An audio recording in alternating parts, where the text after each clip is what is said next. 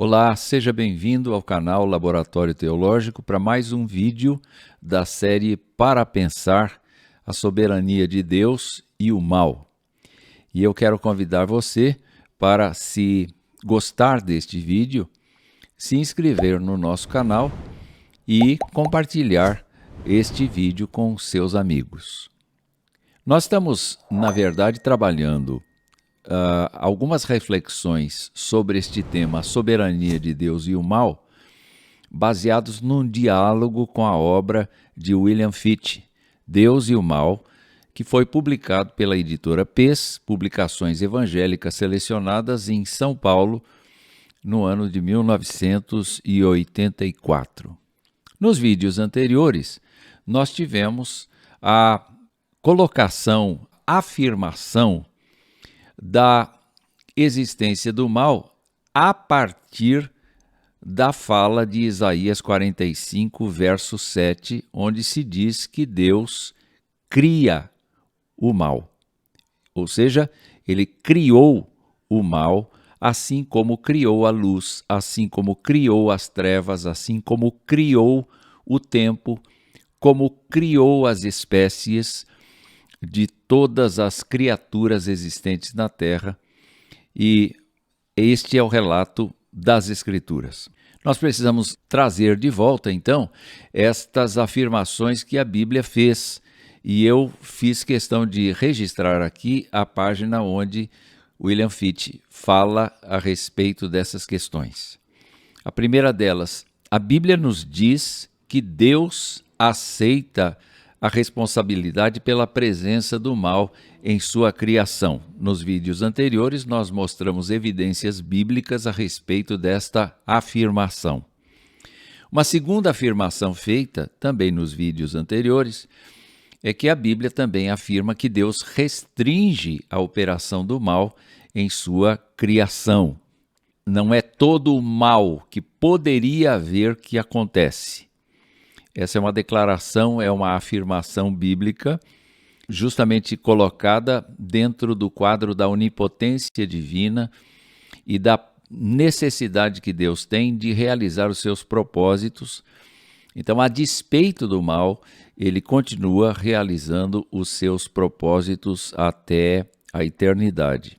E a última afirmação que vimos foi que a Bíblia ainda afirma que Deus sempre providenciará um meio do escape do mal. Ele cria todas as coisas muito boas, mas o mal entra no mundo por meio de seus agentes.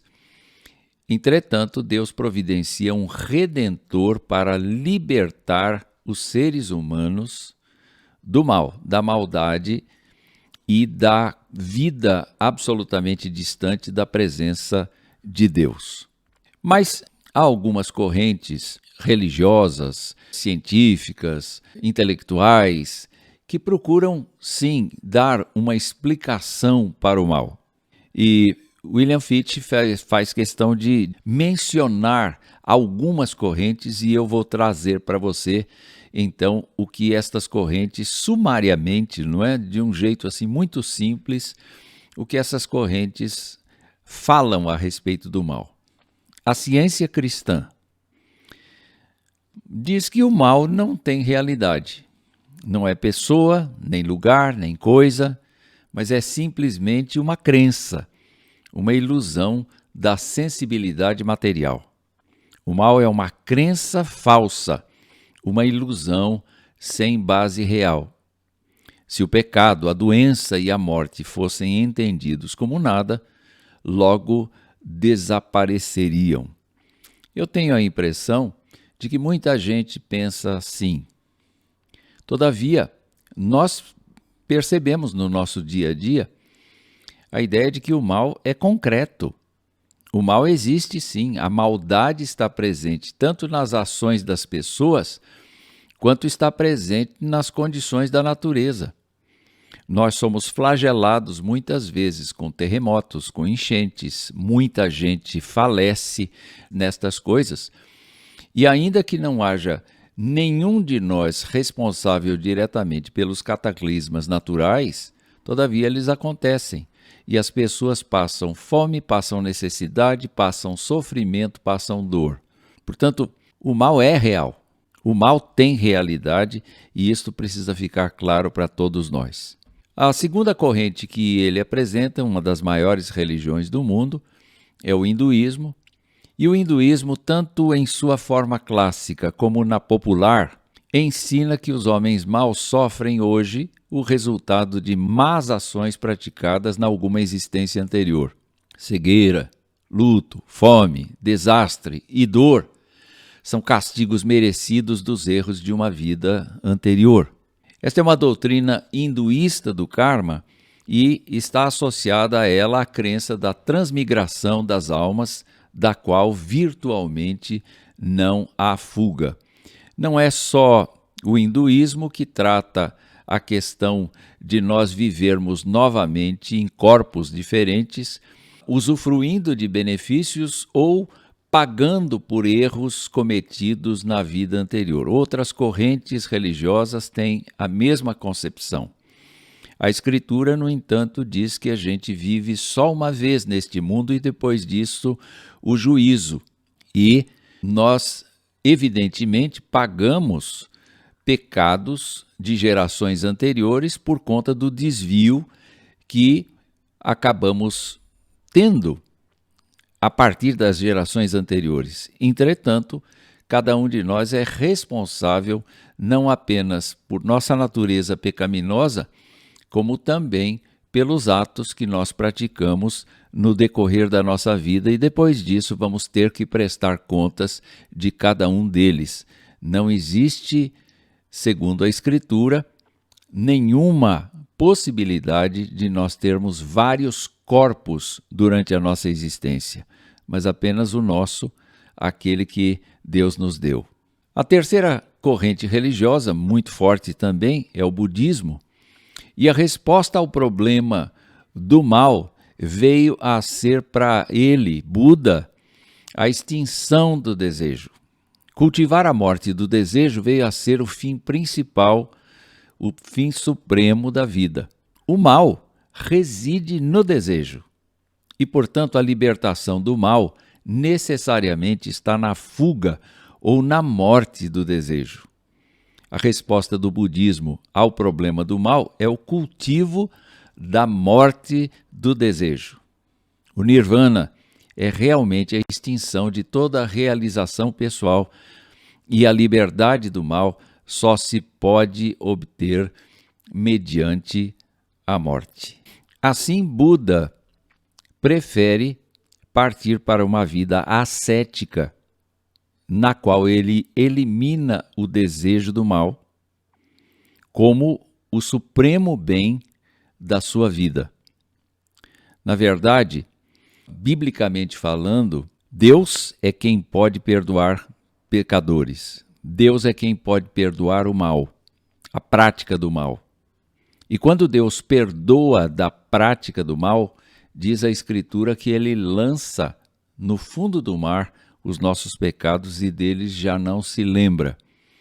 É claro que Deus, quando trata conosco, ele trata como se nada tivesse acontecido entre nós desde que nós confessemos as nossas falhas a ele. E no dia do juízo, ele vai levantar todas as coisas que fizemos contra a sua glória, contra a sua santidade, contra o seu nome, e nós vamos ter que responder por isso. Se a pessoa tiver a Jesus Cristo como seu Senhor e Salvador, então ela estará justificada, ou seja, terá sido aplicada sobre ela uma determinação judicial da parte de Deus de que ela foi justificada dos seus pecados, embora não seja inocente. E a última corrente que nós queremos mencionar aqui é o islamismo.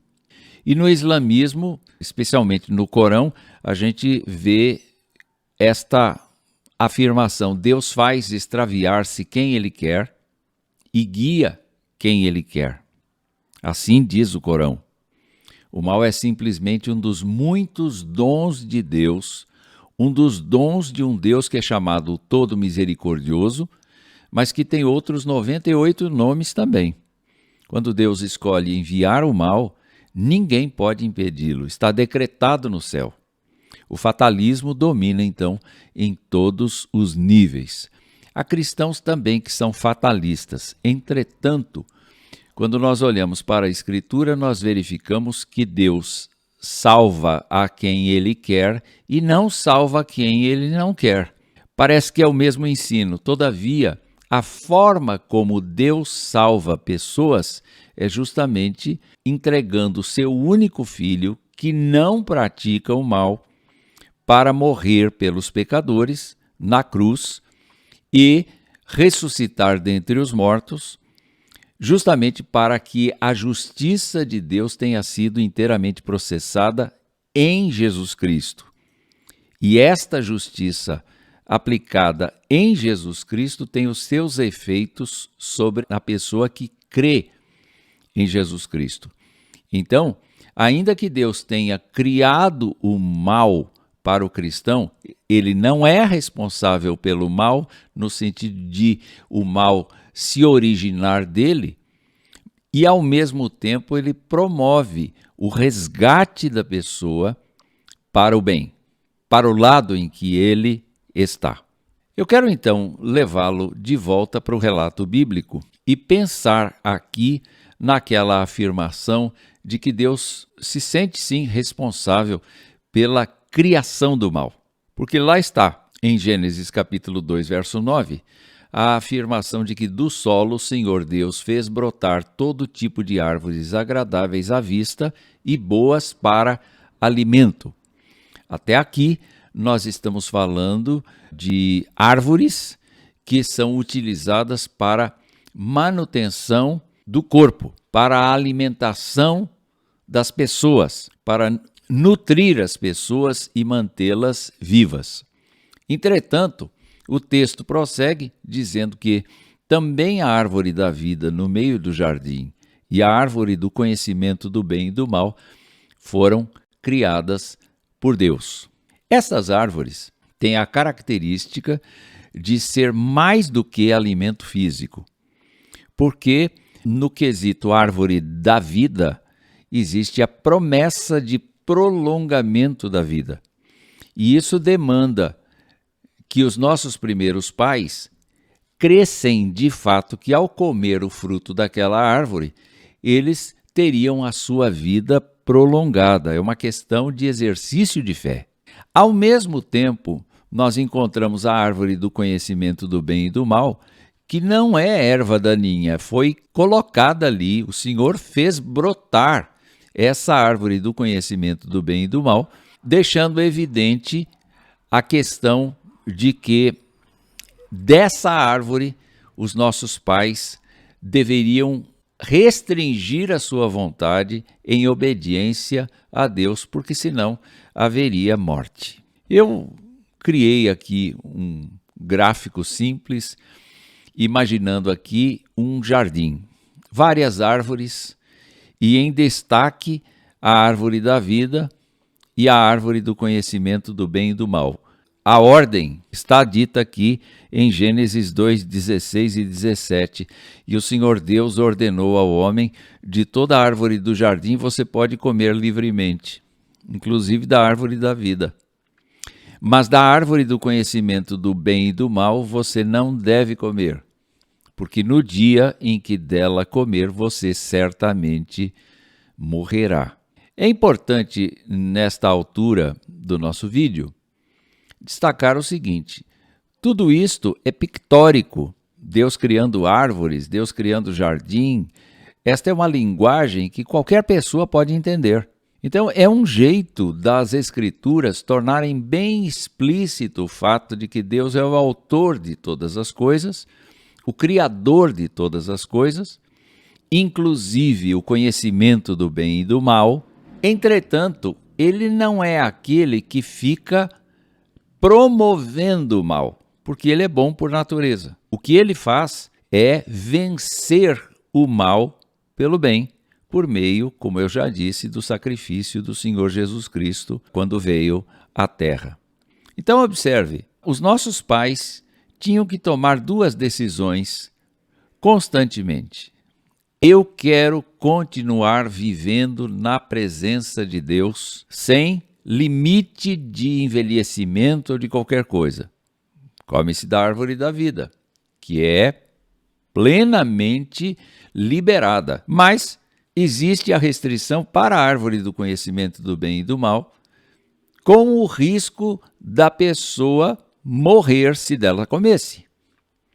E nós percebemos então claramente que é um desafio constante obedecer à ordem de Deus ou não obedecer. Se a árvore da vida suscita a fé de que nós vamos continuar vivos e vivendo com qualidade, a árvore do conhecimento do bem e do mal vai nos trazer a cessação de qualquer privilégio diante de Deus, porque a morte significa separação, sobretudo separação de Deus. Então, olhando o que João Calvino escreve nas suas Institutas, ele disse o seguinte: a Adão foi proibida a árvore do conhecimento do bem e do mal para testar a sua obediência e provar que ele estava voluntariamente sob as ordens de Deus. O próprio nome da árvore mostra que o único propósito do preceito era mantê-lo contente com seu quinhão e impedir que se ensoberbecesse com ímpia cobiça. Mas a promessa pela qual ele foi impelido a esperar a vida eterna, tão logo se alimentasse da árvore da vida, e, inversamente, a terrível ameaça de morte, uma vez que provasse da árvore do conhecimento do bem e do mal, serviram para provar e exercitar a sua fé. Portanto, eu acompanho este autor justamente pelo fato de entender que ali no jardim, diante dos desafios propostos por Deus aos nossos pais, o homem era completo, em ascendência, em desenvolvimento, cabendo-lhe todos os dias crer na eficácia da árvore da vida e crer no castigo possível se comesse da árvore do conhecimento do bem e do mal. Então, voluntariamente, ele tinha que exercer domínio sobre a sua vontade, coisa que hoje quase não temos, porque somos falhos e somos imensamente falíveis. Fichte tem um comentário adicional que eu gostaria de colocar antes de nós encerrarmos este vídeo. Não há mais penetrante análise da essência do pecado em toda a literatura do que a que nos é dada nos versículos iniciais do capítulo 3 de Gênesis. Então ele diz: o pecado se desdobra em dúvida da pessoa de Deus, em descrença em seu amor, em desconfiança da sua palavra. E tudo isto é seguido pelo desejo ilícito, primeiro a carne, aquela árvore era boa para se comer, depois dos olhos, era uma árvore agradável aos olhos, e depois de autoglorificação, uma árvore desejável para dar entendimento. Todo esse conflito interior leva à ação, e o desejo influi na vontade, a vontade consente e se segue o ato pecaminoso. Os nossos pais tomaram do seu fruto e comeram. Com isso, nós chegamos a um momento em que nós deveremos pensar de quem é a responsabilidade de entrar o mal no mundo, na natureza que nós conhecemos. Este é o assunto para o próximo vídeo.